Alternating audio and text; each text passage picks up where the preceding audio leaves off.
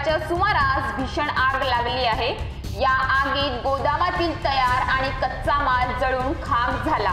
तर आगीमुळे बोईसर परिसरातील आकाशात मोठ्या प्रमाणात काळाकुट्ट धूर पसरल्याने नागरिकांना मोठ्या प्रमाणात प्रदूषणाचा त्रास सहन करावा लागला। तारापूर औद्योगिक क्षेत्रात जवळील बेटेगाव येथील दोरखंड तयार करणाऱ्या रिस्पॉन्सिबल इंडस्ट्रीज या कारखान्यातील गोदामाला गुरुवारी सकाळी 7 वाजण्याच्या सुमारास भीषण आग लागली।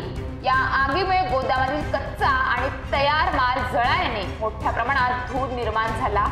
आगीची खबर मिळताच तारापूर अग्निशमन दल, तारापूर अणुऊर्जा प्रकल्प आणि पालघर नगर परिषद यांच्या एकूण 4 बंबांनी तातडीने घटनास्थळी पोहोचून आगीवर नियंत्रण मिळवण्याचे प्रयत्न सुरू केले।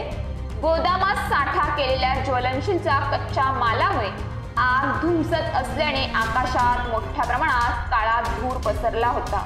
संपूर्ण बोईसर परिसरात काळा धूर पसरल्यामुळे नागरिकांना प्रदूषणाचा मोठा त्रास सहन करावा लागला। 3 तासानंतर सकाळी 10 वाजण्याच्या सुमारास अग्निशमन दलाला आगीवर नियंत्रण मिळवण्यास यश आले। आग लागल्याचे समजताच कारखाना आणि गोदाम परिसरातून कामगारांना वीज बाहेर काढल्याने कोणत्याही प्रकारची जीवितहानी झाली नाही। शॉर्ट सर्किटमुळे आग लागल्याचा प्राथमिक अंदाज यावेळी अग्निशमन दलाकडून व्यक्त करण्यात आला आहे।